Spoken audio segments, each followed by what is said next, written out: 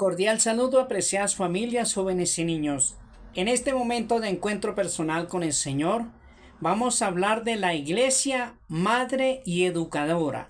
Iniciemos en el nombre del Padre, del Hijo y del Espíritu Santo. Amén. El cristiano realiza su vocación en la Iglesia, en comunión con todos los bautizados en el nombre del Padre, del Hijo y del Espíritu Santo. Amén.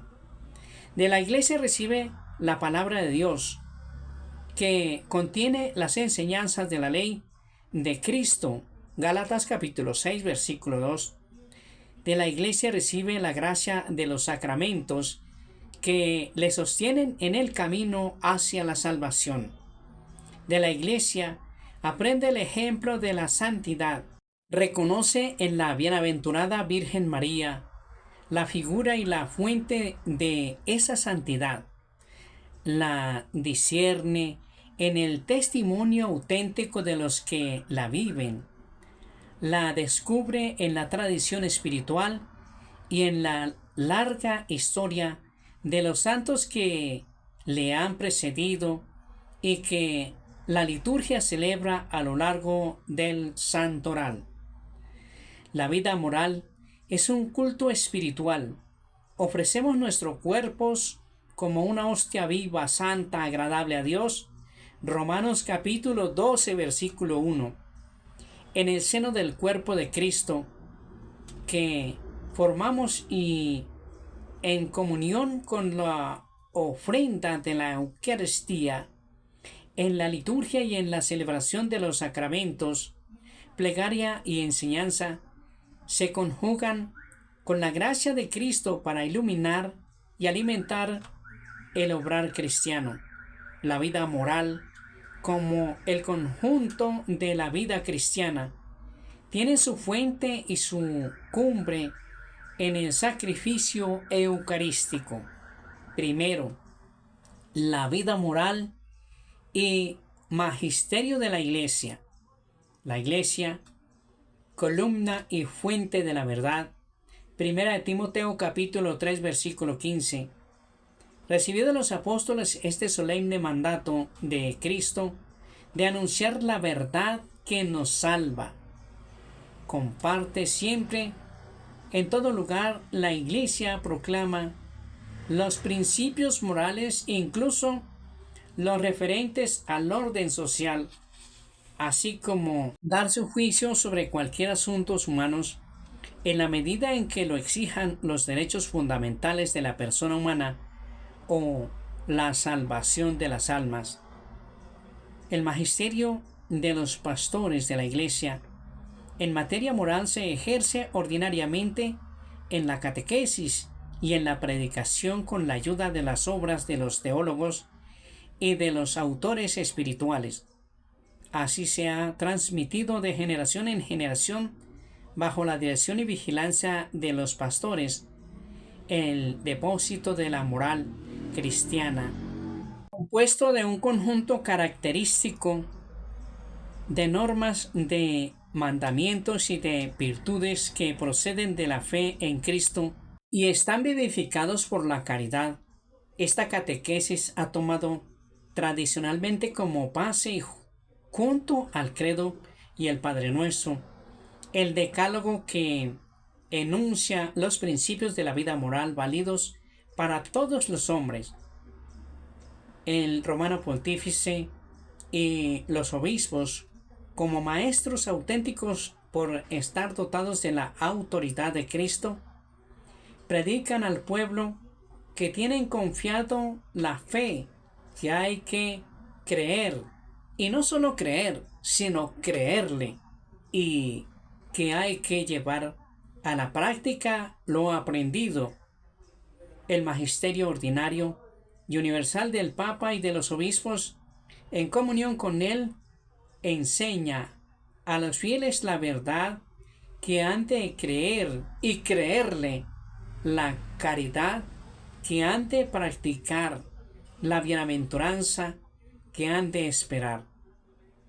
El grado supremo de la participación en la autoridad de Cristo está dotado de la infalibilidad Esta se extiende a todo el depósito de la revelación divina, se extiende también a todos los elementos de doctrina, comprendida la moral sin los cuales las verdades salvíficas de la fe no pueden ser salvaguardadas, expuestas u observadas. La autoridad del magisterio se extiende totalmente y también a los preceptos específicos de la ley moral y natural, porque su observancia, exigida por el Creador, es necesaria para la salvación del género humano. Recordando las prescripciones de la ley natural, el magisterio de la Iglesia ejerce una parte esencial de su función profética de anunciar a los hombres lo que son en verdad y de recordarles lo que deben ser ante Dios. La ley de Dios, confiada a la Iglesia, es enseñada a los fieles como camino de vida y de verdad. Los fieles, por tanto, tienen el derecho de ser instruidos en los preceptos divinos salvíficos que purifican y el juicio y con la gracia sanan la razón humana herida. Tienen el deber de observar las constituciones y los decretos promulgados por la autoridad legítima de la Iglesia, aunque sean disciplinares. Estas determinaciones requieren la docilidad en la caridad, en la obra de enseñanza y de aplicación de la moral cristiana. La Iglesia necesita la dedicación de los pastores, la ciencia de los teólogos, la contribución de todos los cristianos y de los hombres de buena voluntad.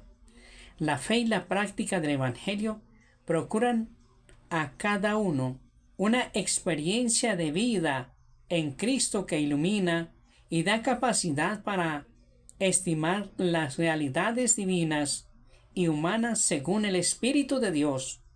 Así el Espíritu Santo puede servirse de los demás humildes para alimentar y iluminar los sabios y los constituidos en más alta dignidad. Los misterios deben ejercerse en un espíritu de servicio fraternal y de la entrega a la Iglesia en nombre del Señor. Al mismo tiempo, la conciencia de cada cual en su juicio moral sobre sus actos personales debe evitar encerrarse en una consideración individual.